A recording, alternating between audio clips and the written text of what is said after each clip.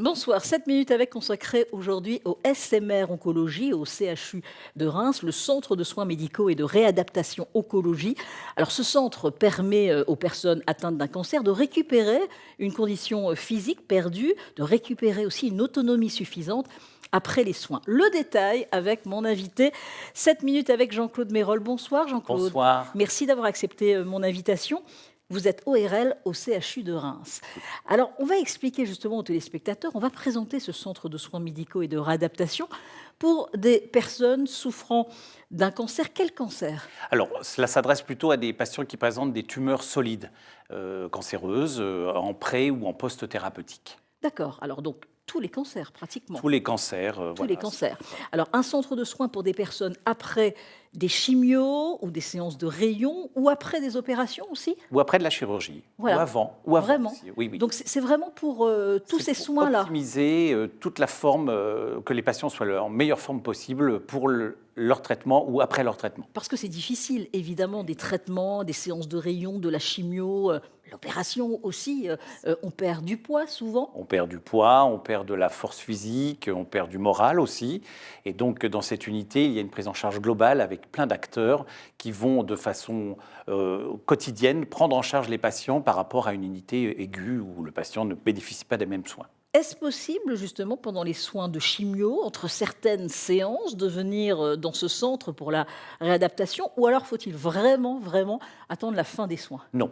On peut venir avant ces prises en charge lourdes, de façon parce que généralement quand on a une tumeur cancéreuse, on est pas en bon état général, donc des fois il y a intérêt à aller dans cette unité pour une remise en condition, pour avoir le meilleur traitement et pouvoir supporter ces traitements qui sont de plus en plus lourds. Oui, ça peut aider, Et évidemment, c'est à le but supporter aussi, ces c'est le soins. but aussi. Alors le but, on l'a un peu expliqué, mais c'est de refaire carrément du muscle, car on perd du poids évidemment pendant cette période. C'est vraiment du faire du muscle avec tout un programme, hein, avec des spécialistes pour ça. Tout à fait. En fait, on va réhabiliter le patient à l'effort. Mais l'effort, c'est pas forcément aller courir un marathon. Ouais. Son effort, c'est faire ses courses, c'est vivre chez lui, monter ses marches. C'est pas forcément se déplacer. Alors effectivement, il y a plein d'acteurs qui vont intervenir pendant son séjour dans l'unité. Donc de récupérer une autonomie suffisante, de récupérer une condition physique que le malade a perdue. Le personnel de santé, justement, est présent pour s'occuper de ces malades, comme des kinésithérapeutes.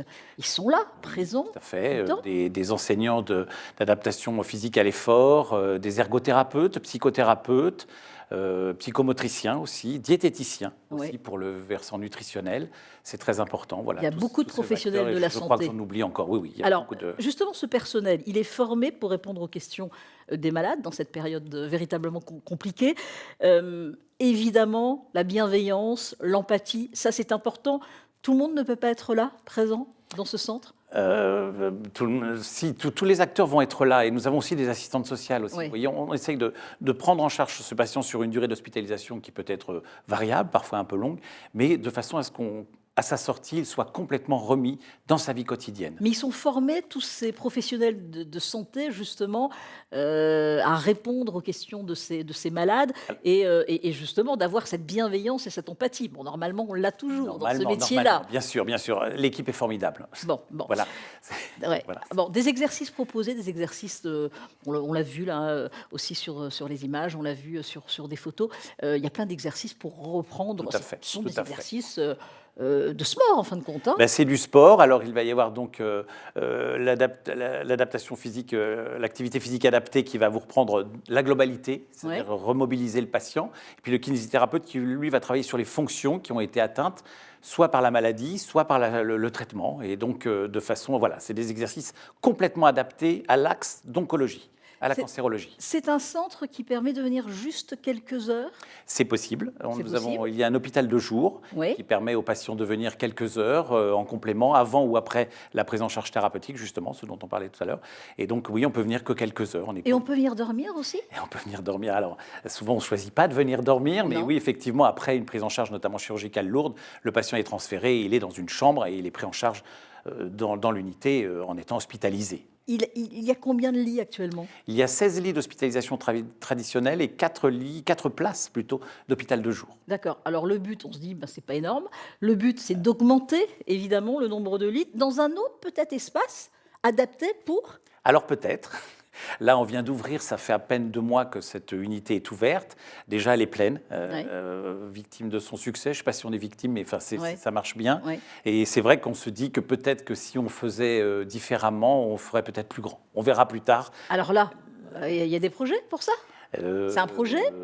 Il faut des finances? Oui, voilà, il faut des finances. Ouais. Tous les dons sont les bienvenus. Ouais. Oui, peut-être qu'il faudra redimensionner ce périmètre d'ici quelques années. Vous dites que les dons sont possibles, les téléspectateurs qui veulent aider. Cette unité est le fruit d'une coopération entre l'Institut Godino et le CHU, qui tous les deux acceptent des dons, mais je ne suis pas venu pour... Non, mais on peut voilà, en parler. On peut éventuellement, évidemment. Voilà, ça peut aider. Bon, c'est indispensable quand on est atteint d'un cancer, justement, ces exercices, ce soutien. C'est une épreuve, un cancer, mais d'être entouré aussi de la famille, d'amis, ça c'est important. C'est important. Et là, cette prise en charge réadaptative et rééducative est hyper importante. Nous n'avons pas de centre dans la région Grand Est de ce dimensionnement-là et de cette activité spécifique-là, mais dans la littérature et tous les centres dans ce qu'on peut trouver montrent un intérêt énorme à cette prise en charge. Donc il n'y en a pas d'autres, il faut que ça s'agrandisse. Il faut qu'il y ait ce projet. Merci. Et non, mais c'est tellement important. Oui, on connaît tous des personnes autour de nous qui sont atteintes d'un cancer. Des soins qui sont pris en charge complètement quand on va dans ce... Complètement. L'assurance maladie. C'est complètement dans une structure hospitalière. Pour ça. Bon, en tous les cas, merci d'avoir créé aussi, vous êtes à plusieurs, et merci au CHU de Reims, et j'espère que ça va fonctionner pour avoir encore un peu plus de lits. Le double, ça serait bien. Merci beaucoup. Le double, ça serait bien. Merci beaucoup, Jean-Claude Mérol, d'avoir accepté mon invitation. Je rappelle que vous êtes ORL au CHU de Reims. Merci à vous.